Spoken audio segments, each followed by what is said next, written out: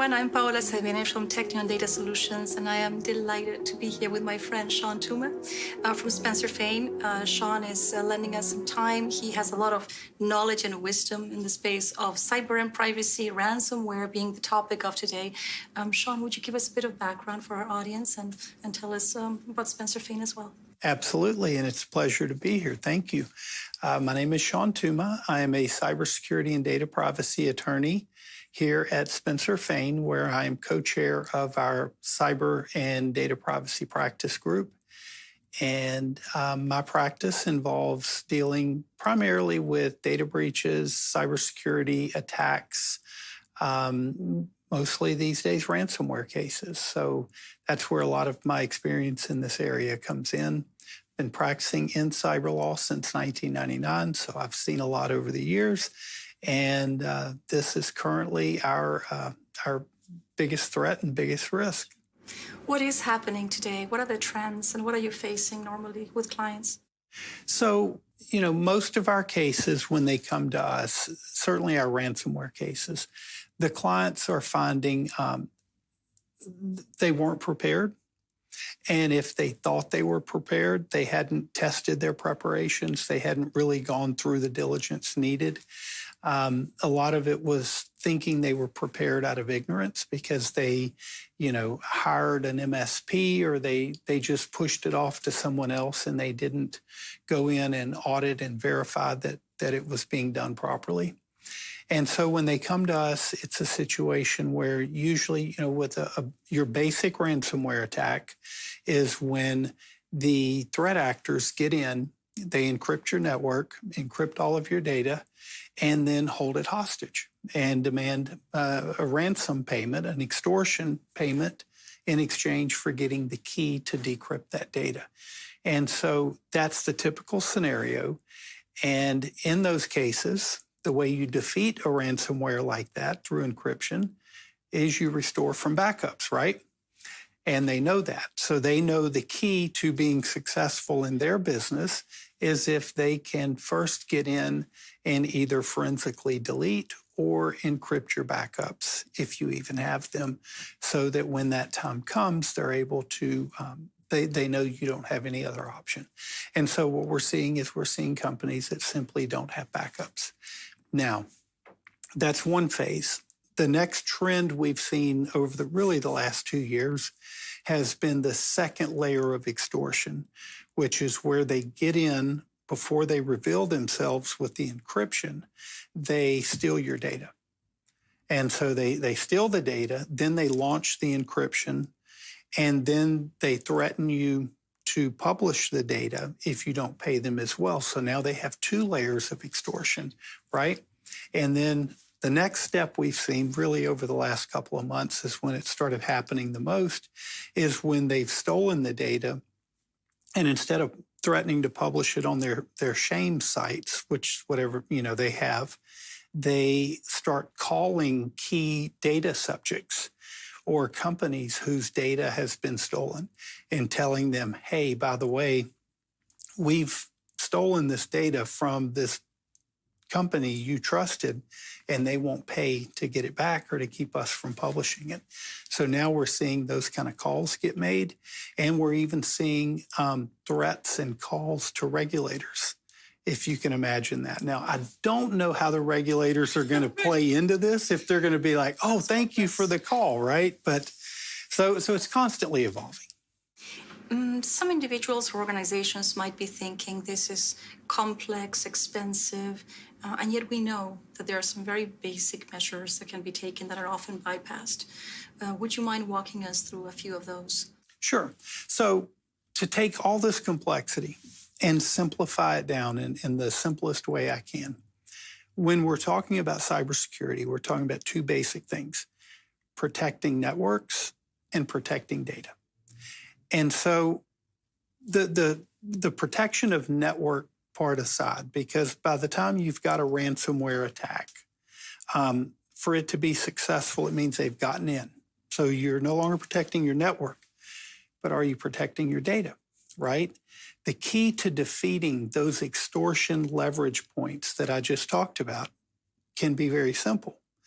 One, if you have backups of your data that are stored offline or separate from your network, that are segmented from your network, then you can restore your data when it is encrypted and not be subject to that leverage point of having to pay to get it decrypted. So that's one aspect. The second aspect is if your data was encrypted when they stole it, then it's meaningless. It's of no value. And you can then remove that second layer of extortion from it, right? Now, that's easy for me to say as the lawyer sitting here, right? Saying, oh, it's simple, just backups and encryption.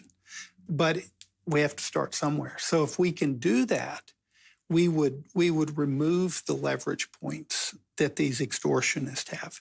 Now, the other thing is we see very common patterns of where these attacks happen in an organization. And, you know, the couple of things I'll list off that we see over and over, poor passwords. So people having poor passwords, many times with escalated privileges in the environment that could have easily been stopped with a better password protection policy, you know, or password management, and then using multi-factor authentication. Using multi-factor authentication virtually eliminates most of these password attacks. The second layer is phishing. Phishing is still one of the most common ways the bad guys get into our environments. And when we see a new case come in, it's a pretty decent chance there's going to be some phishing involved somewhere along the way. That's something that can be minimized with technological solutions and training of the workforce. Training is very, very good at reducing phishing, educating people to learn how to spot this. And then the other thing we see so much of is, especially with small to mid-sized businesses, remote desktop access. 40+% of the ransomware cases we see come from remote desktop access being exploited in the environment. You know, you mentioned these patterns and you talked about some key things that need to be done in the enterprise. And I can't help but think, especially at Technion, we focus on data so much. So it makes me think that the whole ecosystem of digital risk, if you will, is not often leveraged, that we have parties acting separately. Maybe the disaster recovery and business continuity folks are not necessarily entrenched with the cybersecurity folks or with risk as a whole or with data governance. What have you seen in terms of that cohesiveness or lack thereof when you arrive at a site and there has been ransomware? Usually it's the lack thereof, because there's a lack of understanding of the team aspect. One of my favorite talks that I do is cybersecurity is a team sport, because there's so many people within an organization and outside of the organization that need to be involved in the preparation, the understanding of the risks, and the mitigation of those risks. But there's a lot of territorialism.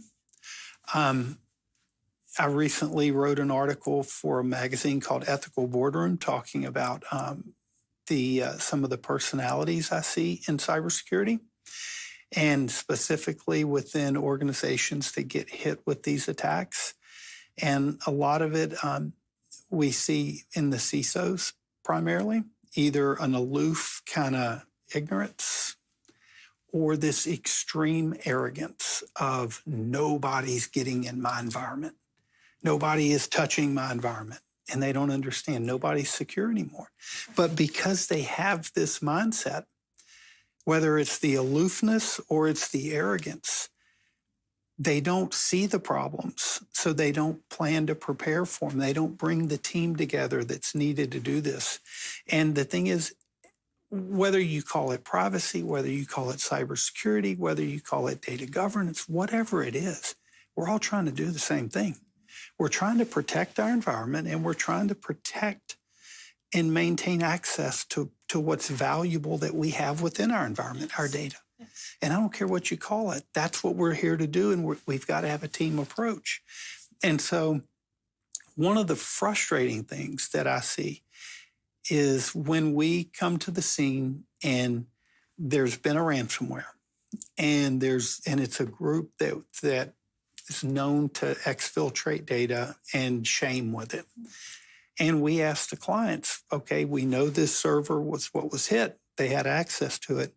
What's the data? What's exposed? And they have no idea. And it's like, well, what data did you have on the server? Well, we don't know. Well, what type of data? Well, how much? Well, who were the people impacted? They have no idea. And so, you see it in the incident response context, but I see it in the proactive risk management context as well, because the first task I ask any client to do when we're talking about risk management in this space is to create a data map or give me a data map. What data do you have? Where is it? What type is it? How sensitive is it? How does it flow in? How's it stored? How does it flow out? How do we get rid of it? Because data is risk, right? And if we don't need it, get rid of it. But they have no idea. And to ask them to do that is like this huge task. They'd rather pay us thousands of dollars to create documents than to take the time to go figure out where's this most precious resource. And you just hit on some very basic expectations of frameworks that are not only cyber frameworks in the banking industry, for instance. It has to do with FFIEC, and it has to do with understanding how the data flows and when are you purging it, disposing of it, and are you testing it. I mean, just very basic things that came out a few decades ago.